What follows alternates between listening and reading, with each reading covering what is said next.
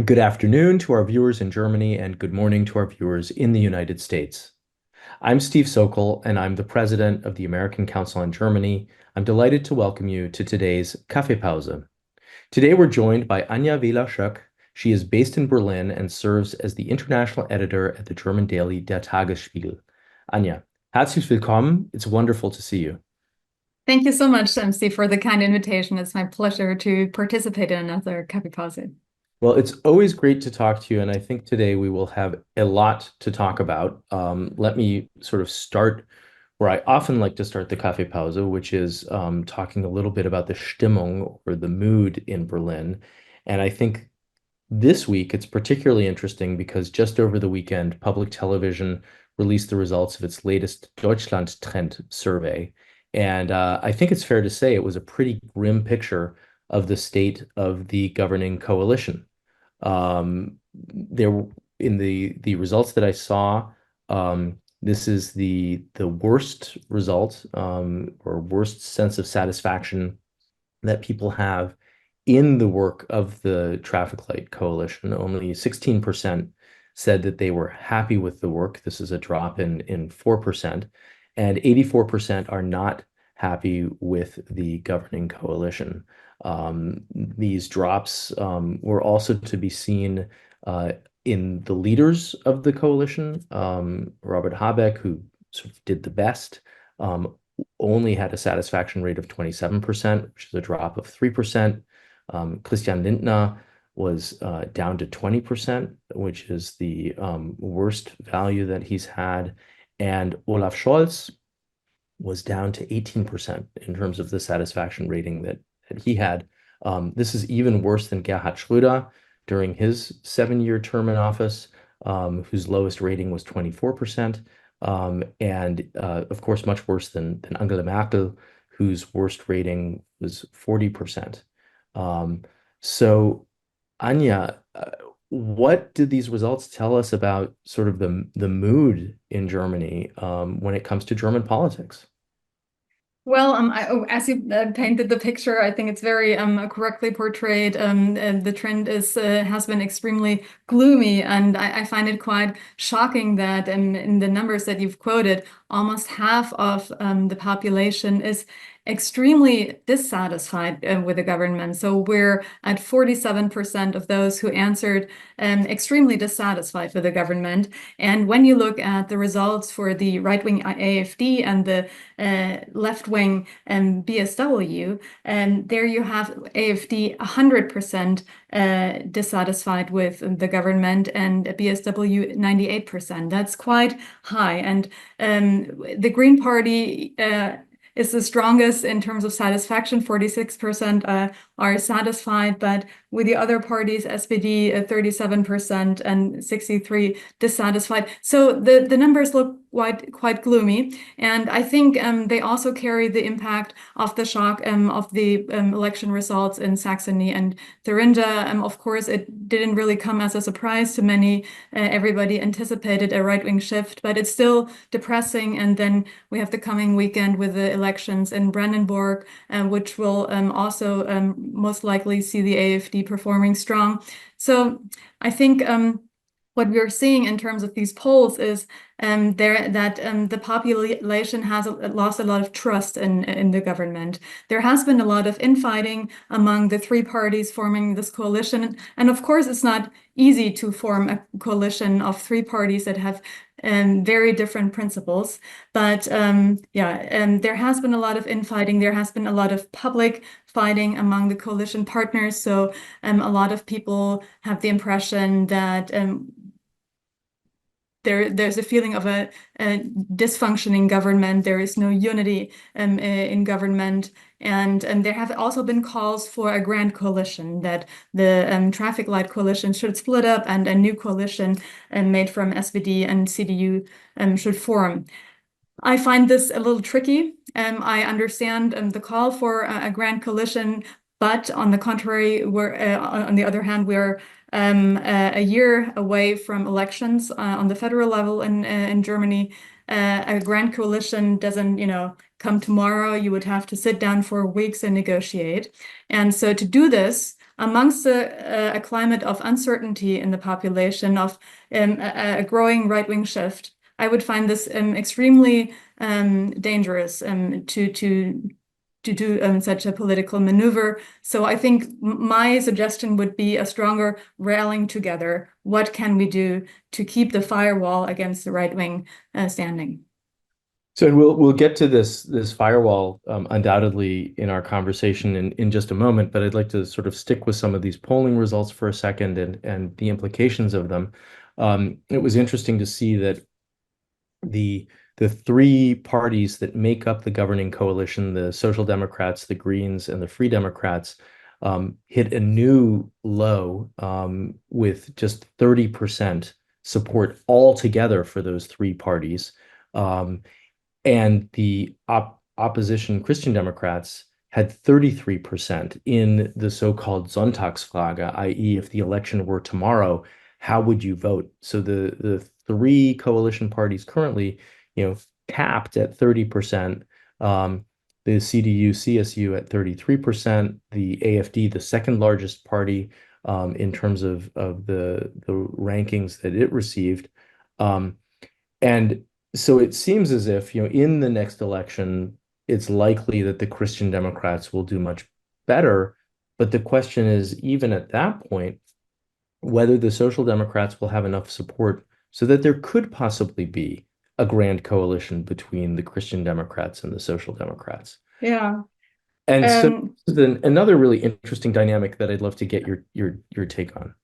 Yeah, that's a fair point. And if you look at the figures from Thuringia and Saxony, the Social Democrats performed in the in the single digit range, which is absolutely depressing. And if you look at the federal level, they're at 15% and behind the AFD, which is at 17% at the second strongest party on the federal level, which is quite a shock. So yes, I think that needs to be of concern. The Social Democrats have to perform stronger in order to be even able to be a partner in a grand coalition.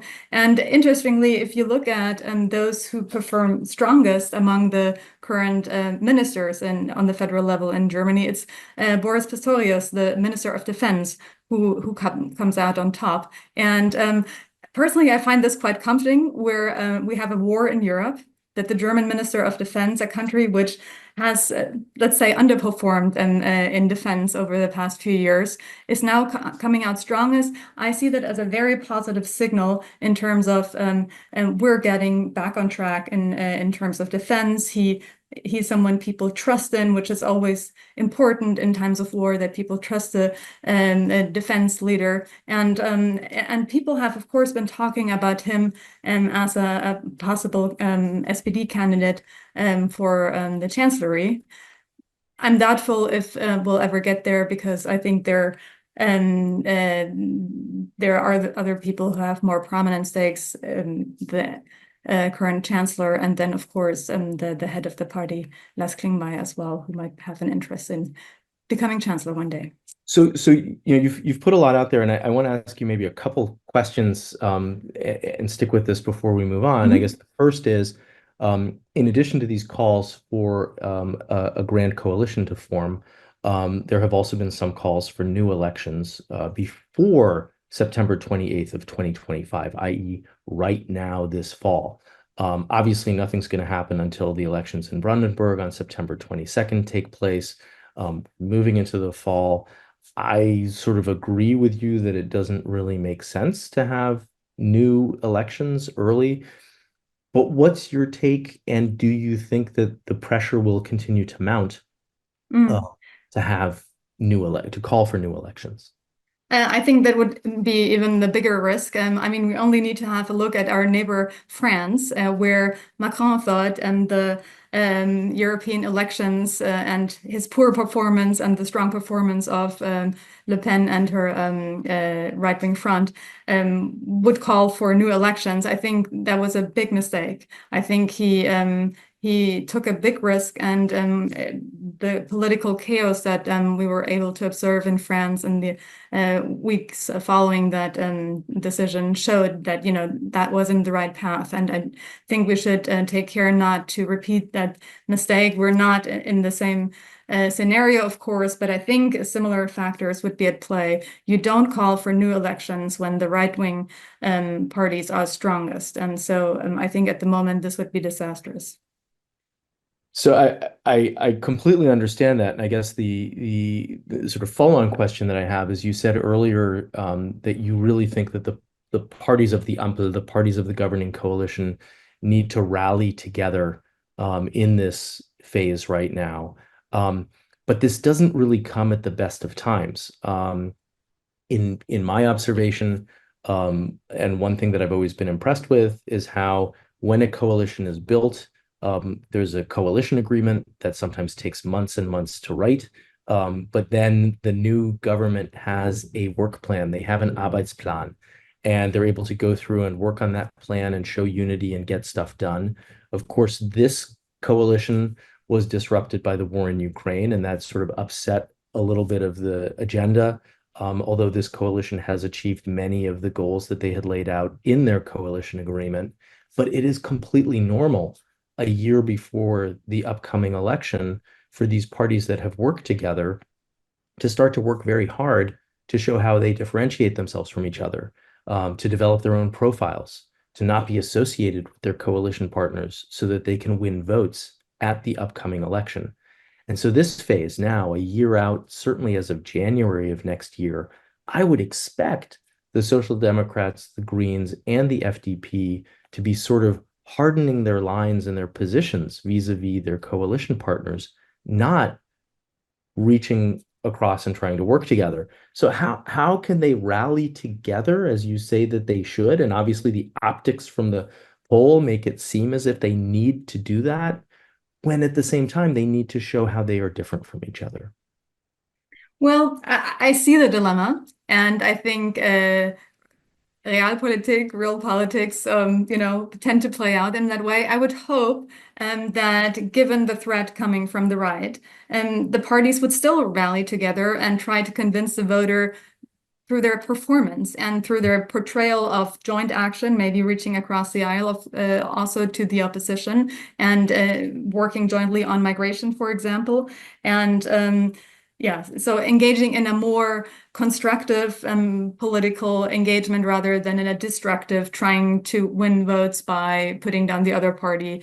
And I'd hoped for, yeah, a more constructive approach. And what also struck me with when looking at the current polls is how strongly migration performs as a top concern. And really, I don't have them in front of me right now, but it's up there at, like, I don't know, 50% of people who see this as a top priority. And the economy, which it should be the major concern, in my opinion, is like at 20%. So there's a huge gap in terms of what the population sees as political priorities right now.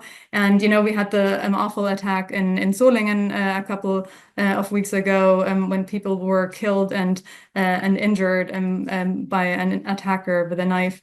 And this was, I think, 10 days before the elections in Saxony and Thuringia, and you could see how the parties scrambled to respond to this. That they felt, okay, we have to convince those people who might shift to the right that we're strong on fighting crime, and we have tough responses for illegal immigration. And this almost felt a bit absurd because the responses they came up with were scrapping payments for certain categories of asylum seekers, or also having knife bans or other measures, which, experts will tell you, groups like ISIS tend to go on low scale weapons. If you ban knives, they will set fire to a place or find other easier methods to cause damage. So yeah, it felt like really emergency measures that they felt like they had to take in terms of the elections, but it didn't feel like a sustainable policy looking forward in order to tackle these challenges. So Anja, since you brought up migration and spoke about it for a little bit, I want to continue on that thread right now because it's certainly something I wanted to come back to. Last week on Tuesday, there was a meeting of representatives from the federal level, the state level, and each of the party factions to talk about migration policy. I think it was Friedrich Merz who said, if we don't have results coming out of this meeting, we're not going to meet again. But my understanding is that there is a high likelihood that another meeting will take place tomorrow of the same group, federal level, states, and the party factions of the SPD, the Greens, the Free Democrats, and the CDU, CSU, to continue the discussions about migration. And it seems as if there's sort of a coalition that's forming between the Christian Democrats, the Social Democrats, the Free Democrats to have a stronger migration policy. But the Greens are not part of that group, and they have sort of a maybe more nuanced perspective on what this migration policy could look like. So even here in this topic, we're seeing how hard it is for the three current parties in the governing coalition to show a united front. What are your hopes for tomorrow's meeting? Do you think that there will be progress? And what do you make of this sort of distinction between the Social Democrats and the Free Democrats on the one hand and the Greens on the other when it comes to migration policy? Well, I think the Greens are in a very tough position there because I'm sure that they see that migration is a top concern of many in the population right now. That this is the topic and they need to act now. In the polls that you quoted in the beginning, people also said that they feel increasingly unsafe in Germany, and the crime perception has risen significantly in Germany. So. This is a topic where, and with every attack that is perpetrated by someone who has a migration background, the call for tougher sanctions, harder migration policy gets louder. And this is, of course, something that the right-wing parties play on very strongly. So. The parties see the need to act on this, but the Greens, coming from a very liberal immigration policy, are finding it hard to see their place in a very tough immigration policy. So I think at the moment the parties that you mentioned, Social Democrats and CDU, FDP, they're trying to rally together to send a signal that they're cracking down, that they're forming a harder policy in order to reduce the fear that many in the population feel. But especially Merz, who's of course hoping that he might be the chancellor candidate of his party.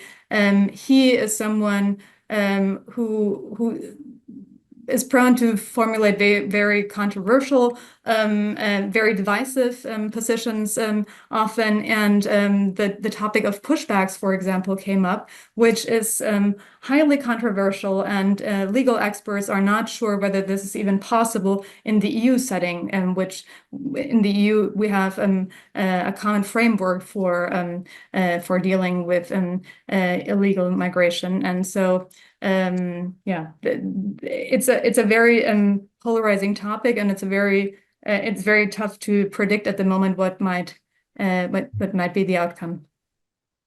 So I'd like to switch gears and come back to the alternative for Germany, the AfD, and the Bündnis Sarah Wagenknecht, the BSW.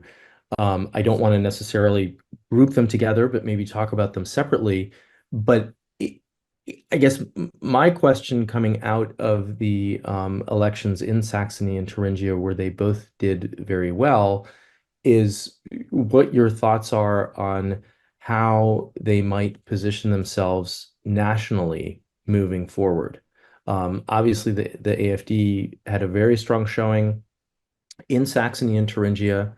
There's been a lot of reporting that or observation that this could be a new Volkspartei or catch-all party because of the percentages that they got in those states. I personally am a little bit more skeptical of that, given the sort of size of the population of Saxony and Thuringia. It's what, 8% of the German population altogether. I don't think one can necessarily extrapolate their success in those two states to all of the 16 states in the Federal Republic.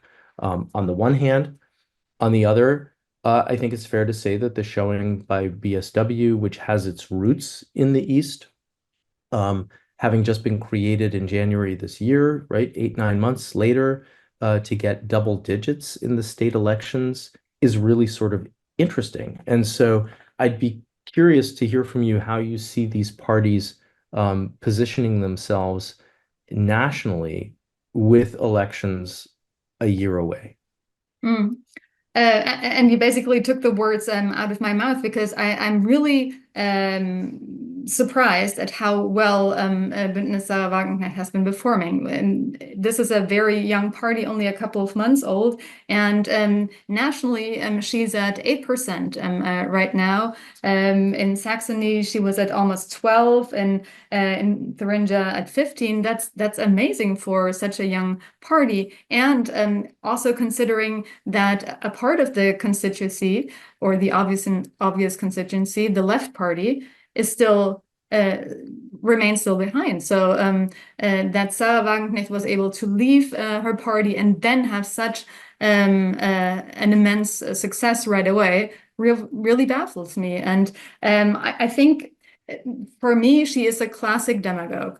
And I think part of our political problem right now, and I think it's similar in parts of the population in the US, is people are desperate for a narrative. And leaders like from the AfD, from BSW, they are able to sell a narrative and give people something to identify with, and not they don't necessarily have political propositions that are realistic, or might work in any way, but they sell the narrative, and I think that's what the larger parties are lacking.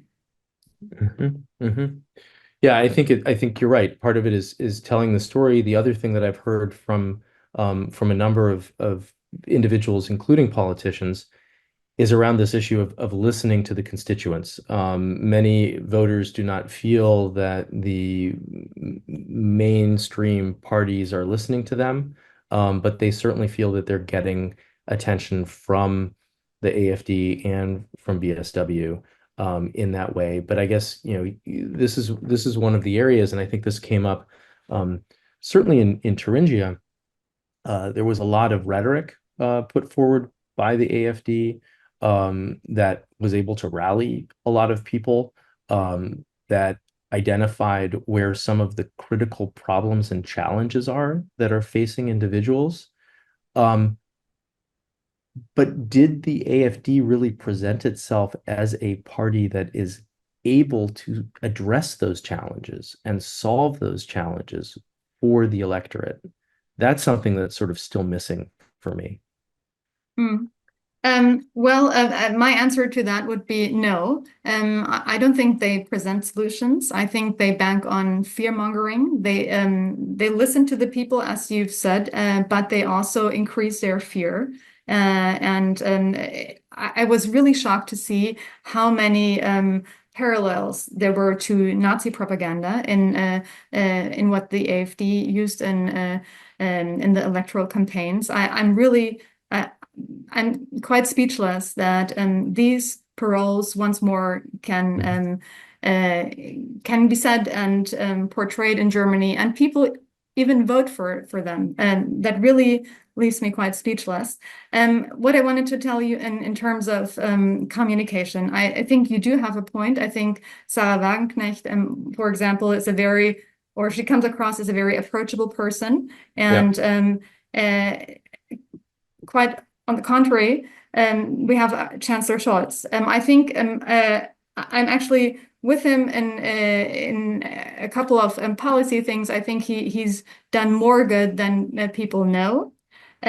Where I would fault him is when it comes to his arrogance and in terms of his communication. He's really been a terrible communicator. And so the many strong points that I would see with him in terms of policy have not been communicated to the population. And I think that's what he's basically paying for right now.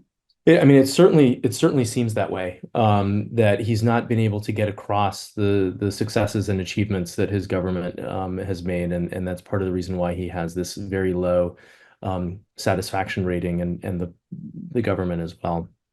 Um, I realize that it's only been a week since the elections in Saxony and Thuringia. The dust is still settling in those states nationally as well. Um, are you starting to see signs of what the coalitions could look like in Saxony? I know that there have been, and Thuringia, I know that there have been some talks about that. But I was also getting a sense that the leadership in both of those states is sort of moving a little bit slowly to wait and see what the election results in Brandenburg are like. Um, what's your sense of the possible coalitions and how they might govern in those two eastern states that have already had elections? Well, I think it's very interesting to start with Thuringia. Björn Höcke's party, the AfD, came out strongest.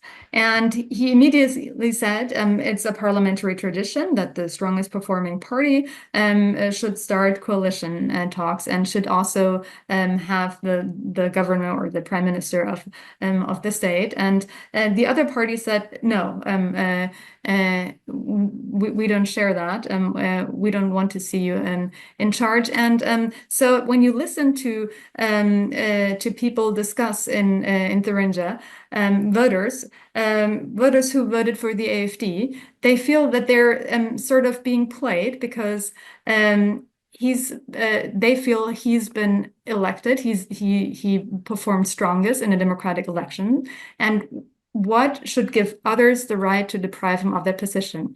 And while I, of course, hope that he won't be governing that state, I do see the point. And I think that's a real dilemma. If someone gets elected fair and square, I think we can vouch for the integrity of those elections. And then we have to listen to the concern by people questioning the democratic legitimacy. But I do hope that the majority of the other parties can somehow rally together and form a coalition against the strong AfD, which is really tricky, of course. And we're seeing these discussions, especially with the Christian Democrats right now, where it's been suggested to form a coalition with BSW, for example, but where many feel that these are really positions that wouldn't put political principles that wouldn't go together. And a couple of years ago, I spoke to someone from the CDU in Thuringia, and it was quite interesting because he told me, my constituents often suffered from the Stasi regime. So for them, they'd rather work together with the AfD than with parties that have their roots in the former Stasi regime. And of course, both the left and the BSW do have that. So I also see that perspective. So let's stick with Thuringia for just a moment. I mean, I think you pointed out how tricky it will be to create a coalition, and I think one of my Dauerfragen, one of my constant questions has been if the other parties are not willing to work with the AfD, but that's the only thing that they have in common, it's going to be very difficult to create a functional government. If in a place like Thuringia, three or even four parties have to come together to form a coalition that really only has one purpose, i.e., to keep the AFD out, um, A, how is that going to work politically? What kind of government will that be? But B, doesn't that also raise questions around the democratic legitimacy and make those AFD voters who already feel cheated feel even more cheated that their vote is not being taken seriously? Yeah, I do see that risk. All the same, I think part of Macron's strategy, if you take another look at France, was to take the risk of a right-wing government and let them sort of perform poorly. And voter, I think part of his thought was let the voters see how poorly they will perform. And I think that usually doesn't work.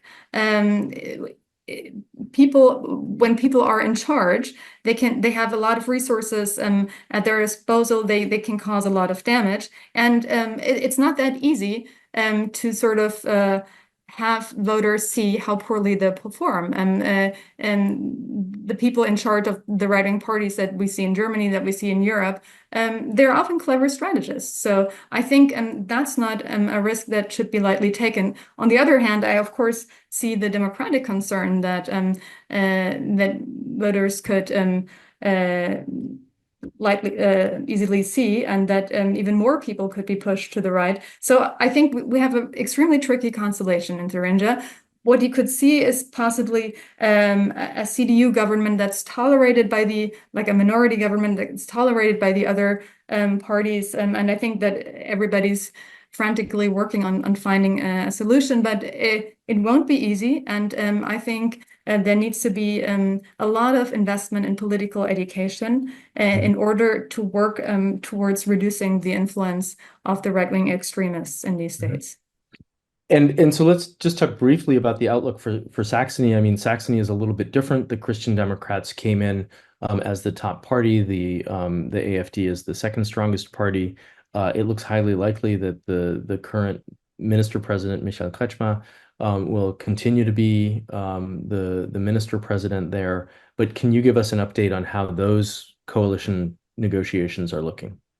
Yeah, I think they're facing not the same extent of the difficulties as in Saxony, but are also struggling. There are no easy coalition choices there either. And as you said, I think. And Kretschmer has even threatened to have new elections, which, again, I understand the dilemma that it's not easy to form a coalition government there.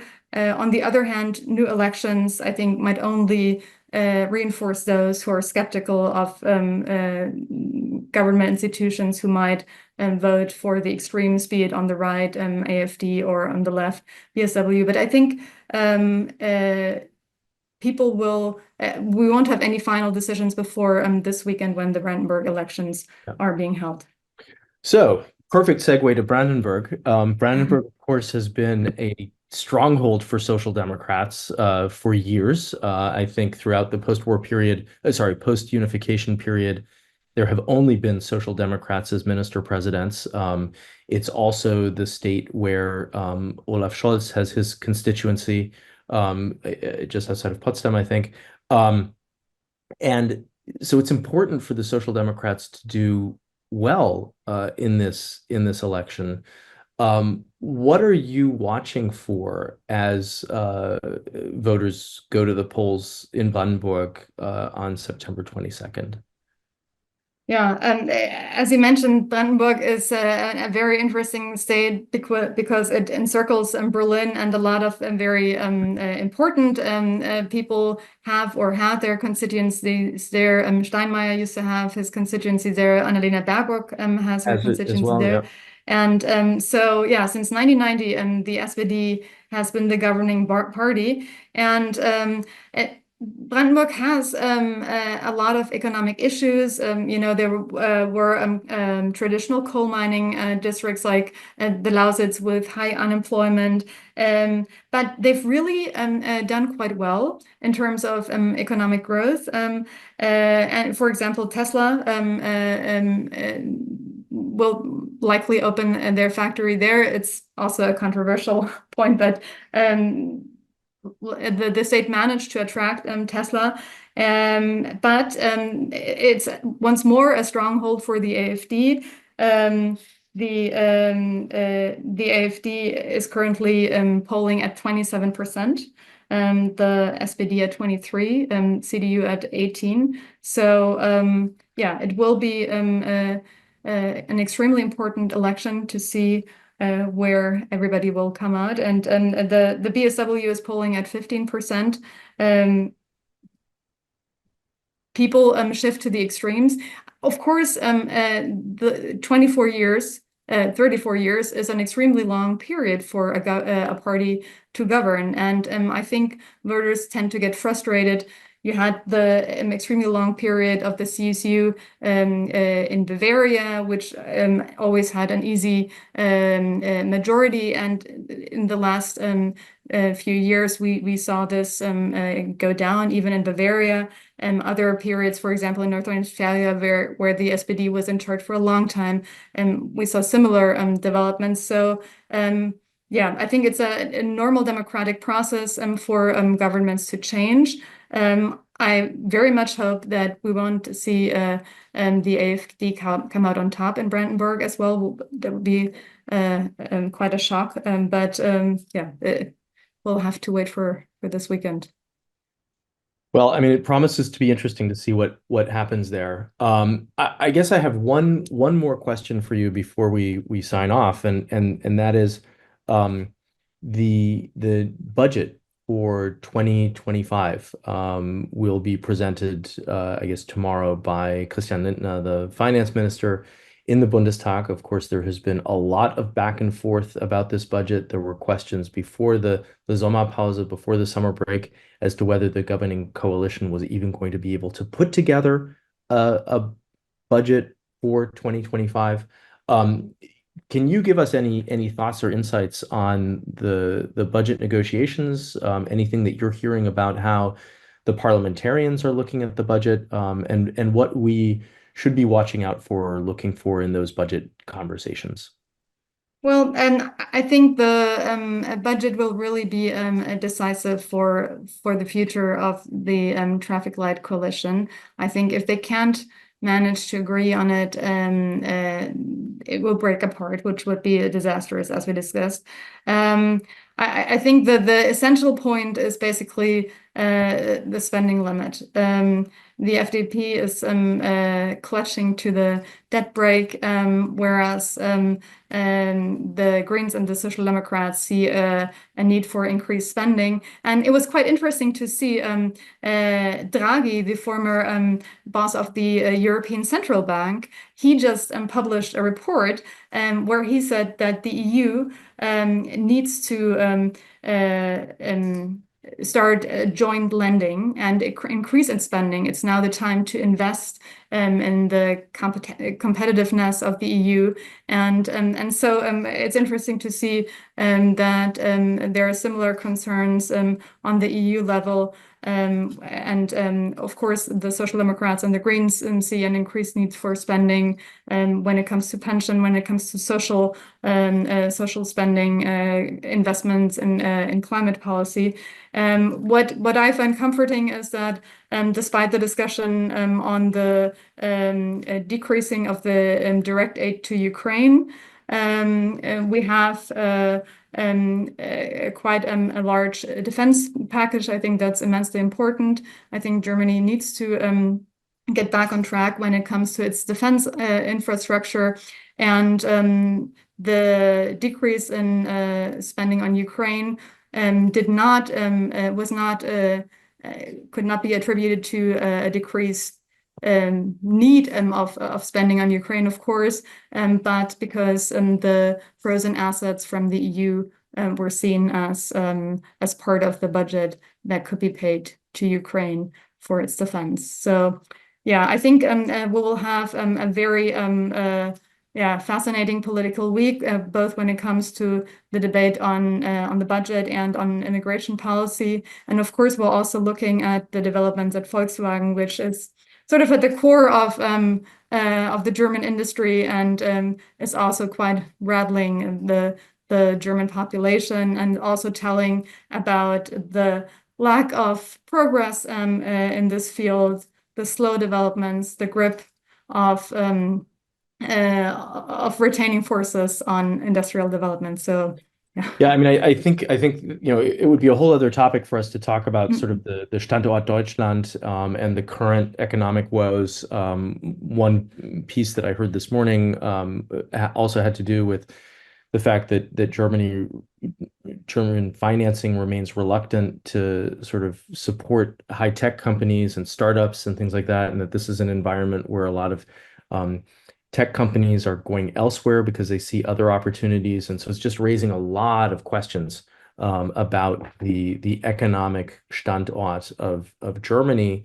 But I'd like to maybe come back to the budget for just a minute because this is an area where there's also a really big difference, and you alluded to this, between the Social Democrats and the Greens on the one hand and the Free Democrats on the other, when it comes to spending and the debt brake, right? And the debt brake is something that the Free Democrats and Christian Lindner are holding on to.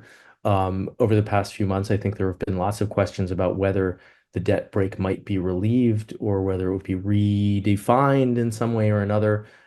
Do you think that that is a possibility given the financial needs that Germany has at the moment and looking forward? And I think one of the pieces in that you touched on too has to do with defense spending. Of course, the Sondervermögen, the special fund for defense, will be spent fairly soon. And in order to maintain its 2% of GDP commitment to defense spending, Germany will have to increase its spending on defense in the coming years. And that is not very far away. So this is a big issue for the future of Germany. Yeah. I think the debt brake or holding on to the debt brake would be an immense mistake right now. Germany has been in a structural economic crisis.